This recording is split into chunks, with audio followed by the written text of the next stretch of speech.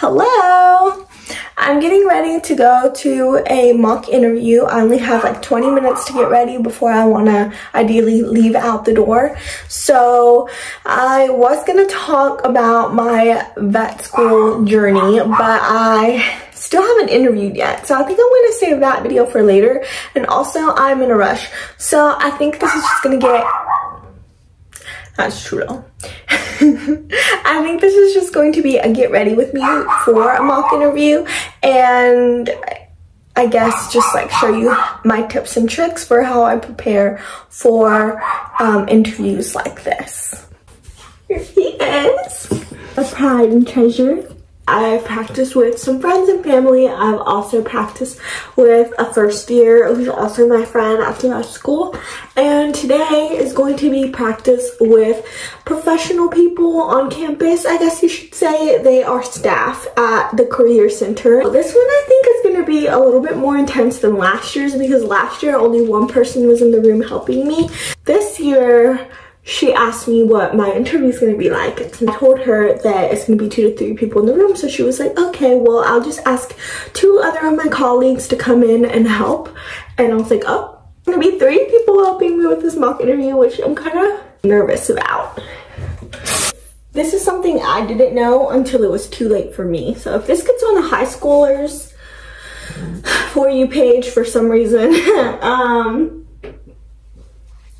getting ready for interviews, you only have to really do that if you're not early entry. So that means you have to meet a certain requirement for the ACT and your grades, and then you apply and you interview before going to undergrad, and they basically accept you earlier. You just have to maintain a minimum GPA, I think. I'm in the parking garage again. This is the view. The lighting is pretty bad, but I just finished my mock interview and I got positive feedback, so that's good. They said that other than my nervousness, which I was surprisingly nervous, I was pretty nervous, they said, but they said that I was able to pick up after the first few questions, so that's good. And they said, oh, I say a lot and a lot when I get nervous, so that is another thing. But other than that, they said that they could tell I put a lot of thought into my questions and my answers, so I was like, ooh, okay. So they said I did good overall. They said that it went great, and that was nice to hear. It was a good confirmation. And yeah, so I didn't want to record on campus because I kind of got a little bit nervous too. Just seeing everyone, I think it was because it's around lunchtime, so there was a lot of people walking, and I'm already kind of calling attention to myself with my outfit because not a lot of people dress up to go to class. And then the camera, the phone out, like I was vlogging, that would have been kind of embarrassing. So I'm trying not to care what people think, but I also want to respect people's public privacy. I want to give more detail. I'm gonna go walk Snoopy now, and then I'm going to finish for the day with work, which is just that, and then I will probably sit down and talk to you guys again, give you give y'all more of in-depth of what the questions were like, what the process was like for mock interview. But yeah, that was it. That was pretty much all. I think I'm ready to drive away from this parking lot because it's a parking lot, so let's go. Okay, so I am post-interview me, and I think it will, well, I will go more into detail about it in my next YouTube video, where I will kind of show you and bring you along to my interview day and my interview social event, and hopefully that will help y'all out a little bit.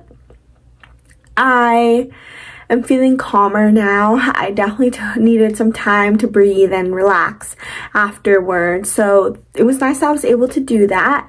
And I'm here now, and I promised a podcast episode where I would talk about my pre-interview tips and tricks, or interview tips and tricks.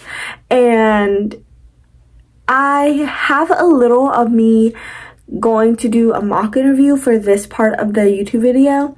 So I wanted to just record the podcast on camera as well for this next part of the video, so I can kind of kill two birds with one stone, knock two birds with one stone, and get my podcast uploaded. But also, if you're more of a viewer, I can just talk to you on this nice little fancy microphone. So I hope that is good for you. So yeah, let me just go ahead and introduce this podcast, and then we can get started on the tips and tricks. Okay, so my first tip would be to practice. Make sure that you are getting as much practice in as possible, because I think I don't know if y'all remember, but I've interviewed before for Mississippi State CVM. Also, this is a disclaimer that I've only ever interviewed at Mississippi State CVM. So with that being said, what I'm going to talk about here is only applicable to what I know in MSU CVM. So it can be different for other places for sure, but because every college is different. So I would say that since I practiced before my last time and I got accepted my last application cycle, I think practicing definitely was one thing that really helped me a lot. And I do try to practice as much as possible this time around as well. And when I say that, I don't mean burn yourself out with practice. I don't mean like just practice from the moment you wake up to the moment you lay down. I just mean that make sure that you're practicing maybe once or twice a day for, I would say, no more than 2 weeks. I don't know. I'd say it depends on who you are as a person, but I didn't start until probably a week and a half before my interview, just so I wouldn't get too much in my head. Some ways that I recommend practicing are alone. You can do some self-recordings, and I did that a few times just to see kind of what I need to work on and how I'm coming across. So I did that. I also practiced with friends. So I know for my interview last year and this year, there was 2 to 3 people in the room interviewing me. And with that, I just made sure to gather that many friends at once to help me practice and prepare. And then the next thing I would say to practice is to reach out to your college career center, or I don't know if it might be titled a different thing where you are, but we have a career center on campus. So basically it's a location where, amongst other things, they help you prepare for interviews. So there is mock interviews that you can schedule for appointments, and I did do that this year. And last year I also met up with my pre-health advisor to help me prepare and do a little mock interview with her as well. You could also ask of your people at the career center, whoever is professionally helping you prepare for your interviews with a mock interview, you can ask if maybe they can put just 2 to 3 people, if you know that that's what your interview is going to look like, in the room, in the mock interview room with you. You can request. You can request that, and maybe they will work with you that way. And this year they did, so that was really nice. And let's see. Okay, so practice, practice, practice. Second thing, be authentic, be truthful, and be open-minded. So don't get stuck in your ways, but also make sure that you're authentic when you're talking. Make sure that you are truthful, you're not lying, that you're just coming off as your genuine self, because MSU is very personality focused. Of course, the grades are important, the extracurriculars, the experience is all very important. But when it comes to the interview, they want to get to know who you are as a person. So I would say that as long as you're being genuine and authentic, that's going to go a very long way. And it's because they want to know who you are. They want to know who you are outside of veterinary medicine too. So make sure you know who you are as a person and what you bring to the table outside of just your interest in veterinary medicine. Or maybe this is applicable to you for law school or for graduate school, for med school, for maybe even undergraduate. It's important for you to know who you are outside of just your career aspirations. My third point would be what makes you unique. So this is the time to think about if you've ever done a study abroad experience or any internships or any research. They will have this on the application, of course, but I know at MSU, they only give one of your interviewers access to your application before your interview. So these other people don't know that. So you need to really try to incorporate these experiences into your answers. And also, maybe one tip I have for you is to brush up on your application. Because if you've done a lot and you wrote like personal statements and supplemental essays, you can go back and look and kind of refresh your memory on what you talked about, because they might ask you questions related to your specific application. If you're first gen, that also is a very important thing you might want to talk about and discuss. Being first gen is one of the things that has made me who I am as a person. It's definitely an adversity, and it really shows perseverance when they know this particular fact about you. So maybe you can dive into that as well. Think about work and employment. When they ask you about this, if they do, you don't even have to talk about things related to vet med. If you worked at Chick-fil-A or you worked cleaning houses like I would sometimes, helping my mom after school, during winter breaks and like summer breaks and stuff like that, you can talk about those kind of things, because those things also make up who you are as a person, and they show that even though it's not related to veterinary medicine, it could be connected to what's made you who you are today. So those experiences still make you have certain skill sets, so you can talk to people. It could show that you're a hard worker. It could show that you are a team player, like all these different things. So start thinking about that and the lessons that being in these different work environments has taught you.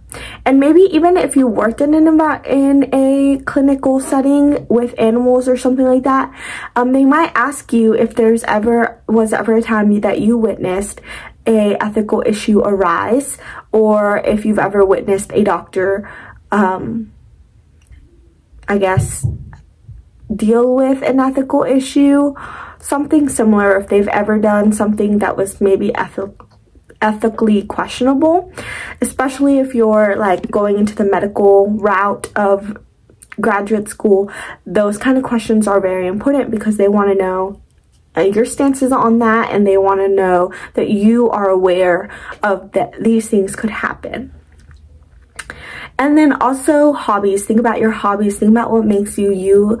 Again, like I said, outside of veterinary medicine. So what do you like to do for fun? What do you like to do to spend your time, to take a break from the academic rigors that you might have? So if you like to do something like painting or podcasting like I do, definitely make sure to talk about that, maybe elaborate on it, and that just shows that you know yourself, and that you are aware of who you are outside of just, like I said, your academic dreams. Okay, tip number 4 is to brush up on the application. I touched up on this a little bit, but they might ask you if you've done research, if you've done, certain things like that. They might talk about any academic challenges you had. If you failed a class, they might bring that up and tell you and ask you what's different now than when you took that course. What are the differences? Why do you think that you could handle vet school now? So that is something to consider as well as a question. Tip number 5, how have you persevered? Think about that. How have you persevered? What are challenges that you've dealt with? What are challenges that you've dealt with academically? What are challenges that you've dealt with personally? What are challenges that you've dealt with working in a team setting. All these things are questions, potential questions they could ask you, just maybe worded differently, but you really need to think about them because they want to know if you're a team player. They want to know if you can overcome certain challenges, how you've overcome certain challenges, if you're ready for the rigorous challenge that graduate school brings. They need to know all of this, so they might ask you questions like that. So just keep it in mind and think about how have you persevered. And if you think, well, I haven't had anything difficult in my life, even if it's something like that required you to think outside the box, like you didn't have a leash for your dog, or a dog you were walking, so you made do with what resources you had. Just stuff like that. Just think about certain challenges, but I'm sure that every one of you has a challenge that you could talk about and expand upon. And also another thing, when you're answering questions about these challenges, try to keep it tied optimistically. So try to talk about things in a positive manner. Don't dwell too much on the negative, but just they want to know that you've overcome and that you've learned from these experiences. So even if it's something like a challenge like failing a class, for example, they just want to know. They're not going to judge you for that because they were students too back in the day, you know. They just want to know, how have you learned? So you could say, well, I failed a class, but I spent my time, you know, preparing for retaking it. I retook it, I passed it. If you passed it with an A, you can say I passed it with an A the next time I took it, and I learned X, Y, and Z about myself. And you could just say, so I know this will be important for me in vet school because X, Y, and Z. So that's kind of the format I like to follow when I'm answering questions like this. Number 6 is to be confident. So just be yourself, but also be confident in who you are and what has brought you here, because you would not have gotten an interview if you were not good enough. If you were not a great applicant on paper, they would not have extended that invitation. So just know that your hard work, even if you might have imposter syndrome and you feel like you did not deserve it, you deserved it. You deserve that invitation. It was not by mistake. And even whenever I got interviewed this week, I felt like, well, what if they made a mistake the first time they accepted me into vet school? So it was just that kind of thing. So all with that said, you are not here by mistake to this point that you're at. Whatever part of life, really, you're not there by mistake, and this is your chance to kind of sell yourself and show that you're confident in who you are as a person and the hard work that you put into. So please let that shine through. But of course, do not be arrogant, do not be cocky. This is about you getting to know them and trying to see if you would like to work with them and if they like to work with you. So just be your most authentic self. Tip number 7 is don't worry if you can't get to talk about everything you hope to. The first time I interviewed for vet school, I was worried because I felt like I had not talked about everything in that room that I wanted to. The first time around, I didn't get to talk about my study abroad experiences or my podcast that I made. I didn't get to talk about those things because it just never came up. And so the second time around, I made sure that I incorporated it into my answers in some way. Of course, if it was reasonable too. But don't worry if you don't get to everything or you don't get to expand on everything, because at the end of the day, they only have about 20-ish minutes to talk to you. It's a 30-minute interview, but 5 of those minutes are used to introduce each other. 5 of those minutes are for questions. And so you really have 20 minutes to get to know this person. So really just try to put yourself out as much as you can, but don't focus too much if you didn't get to talk about the things you wanted to talk about. Just focus on if the conversation felt organic, natural, and you had an enjoyable time. Step number 8 is to tie things to a positive note. Bring it back to something positive. I think I already mentioned this a little bit, but like I said,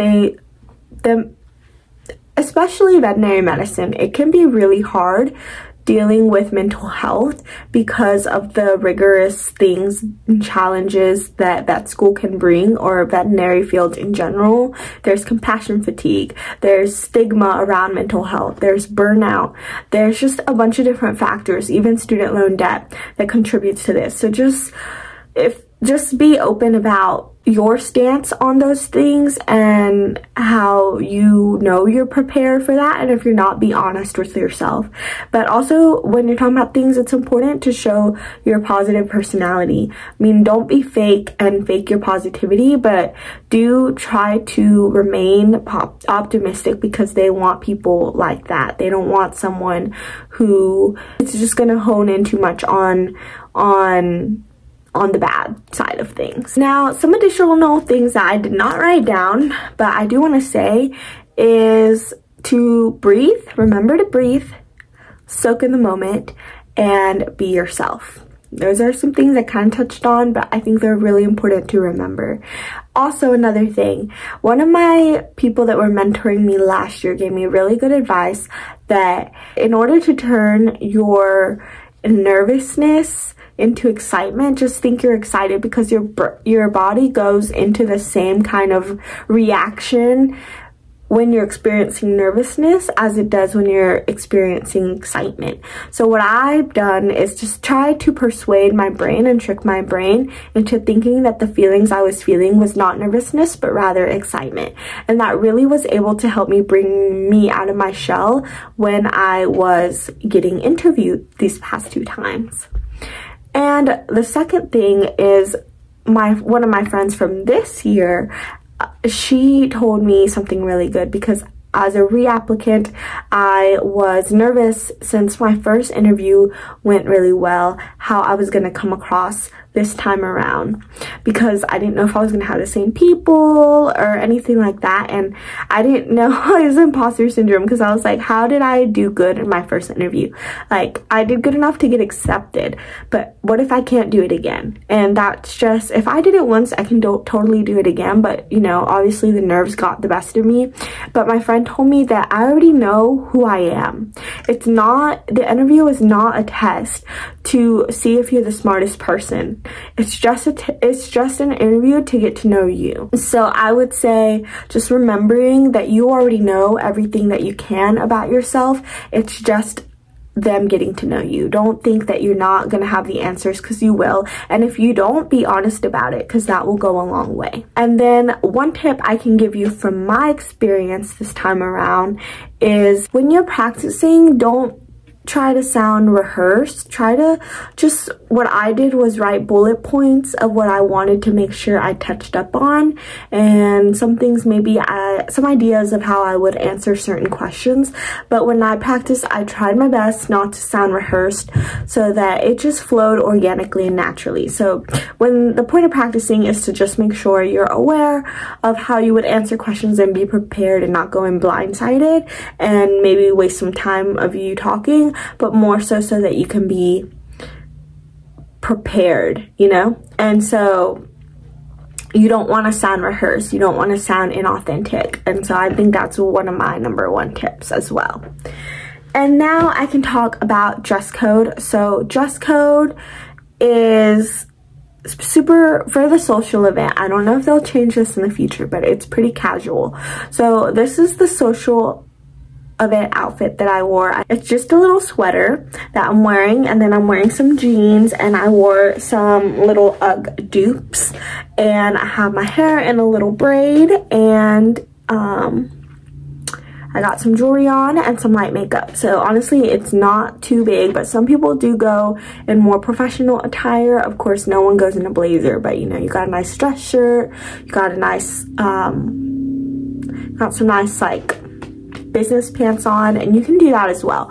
But you can wear sneakers totally. I haven't seen anyone that's been dressed up like that, but also wore anything other than sneakers, just because it is more of a casual event. And then for the interview, I actually recorded this on my video that's going to go live on Saturday, but I just wore some nice business pants, some boots, and then I wore a nice little black shirt with some that kind of had a sheer mesh sleeve, and that was really cute.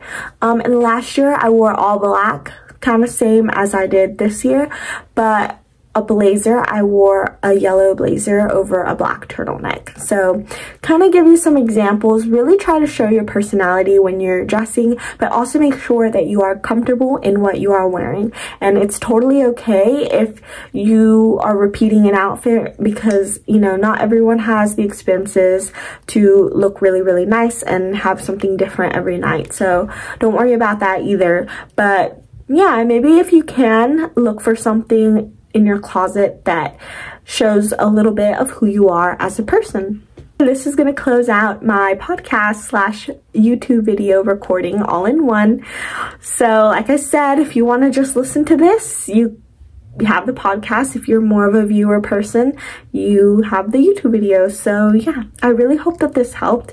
And these are some tips I gave to my friend before her interview, so I really hope that they help. These are tips that I learned through my application, and if y'all have any more questions, please feel free to leave them down below. Make sure to follow and subscribe. Make sure to give this video / episode a like, and I will see y'all for the next video / podcast. Okay, bye.